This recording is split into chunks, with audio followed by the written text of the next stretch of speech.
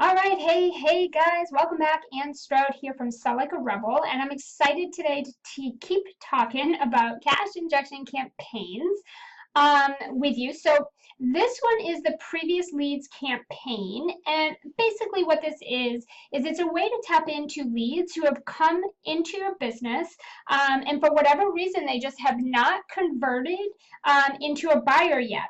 This could be because maybe you were building a wait list and then you couldn't take them on at the time. It could be because they said no for whatever reason.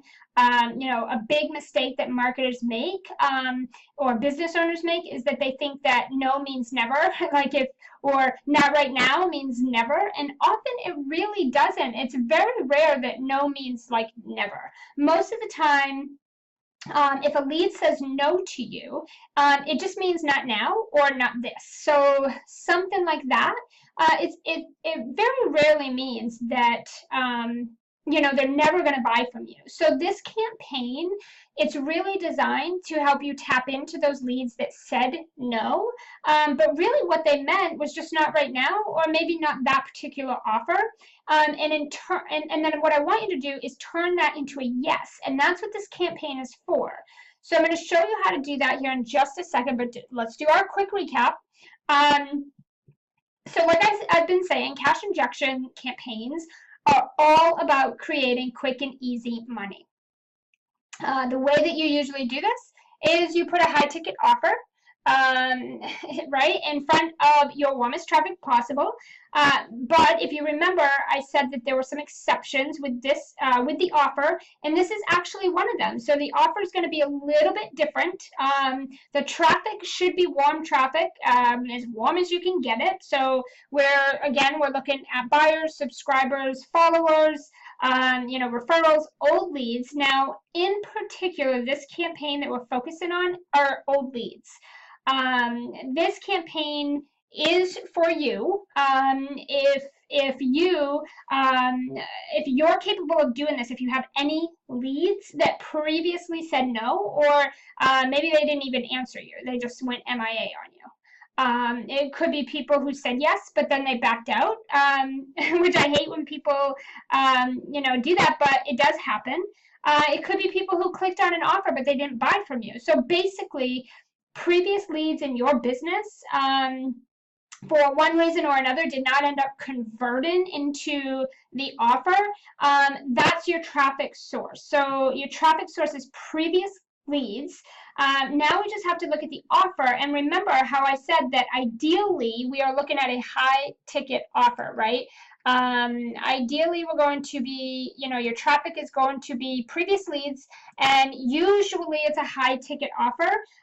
But there are some exceptions. For example, when it's not congruent, because congruency is the most important for the offer.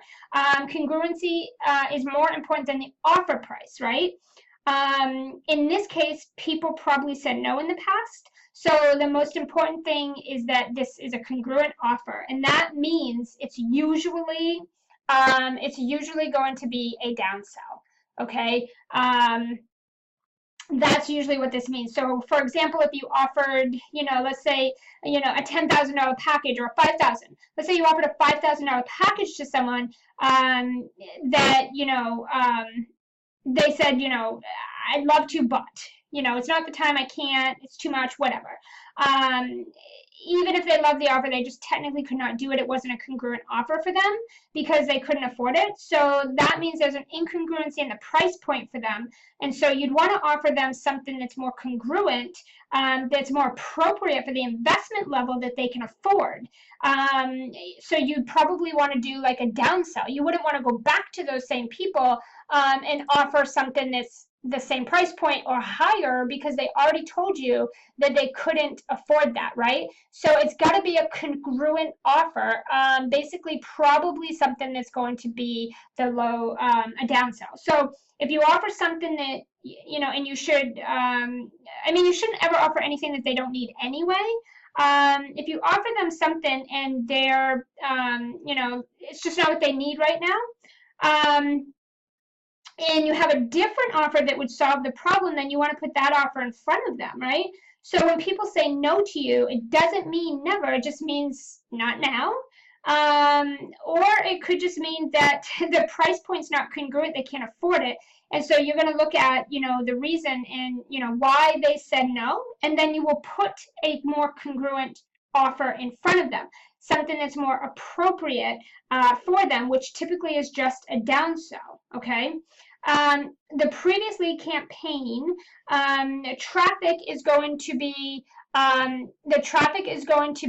your previous leads, okay?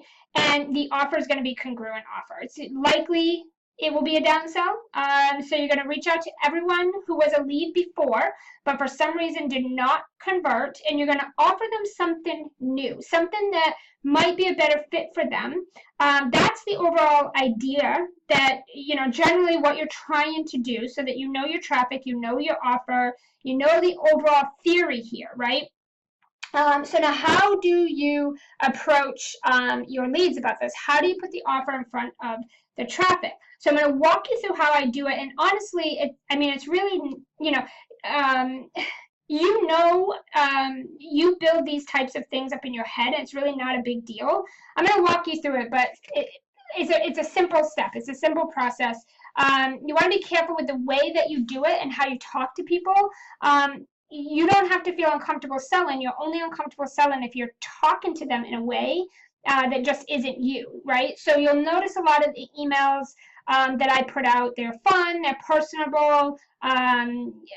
I'm being myself, I'm being who I am.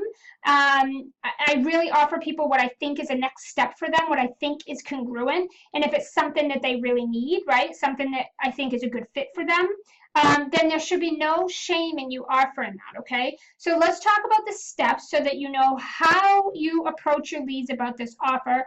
How do you put the offer in front of the traffic? So the first thing that you need to do is you need to make a list. You need to make a list of all the previous leads that you could think of. So maybe you want to go through your email, go through your scheduling calendar software, go dig through your Facebook messages, go make a spreadsheet or a list of everyone who you can think who was a previous lead, and ideally, if you can dig it up and make time for it, then make a list of the people that you are, like, what did you offer them, the things that you offered them, and why they said they couldn't buy it. This way, you know that not only did they say no or not now, but you know what you offered them that they said no to. Okay, that's going to help you create a more congruent offer for them, or a downsell, so to speak, right? So basically, you want to create this list. You want to write their name, write down the offer that you offered them and why they didn't buy it. Okay, that's basically what you want to do. That is step one. You want to make a list of all your previous leads, literally anyone you can think of. Pull it from all your sources. And then you want to write their name, what was the offer you offered them, and then why didn't they buy it? So you want to create that list. That's your very first step. That's pretty much what I want you to go do first.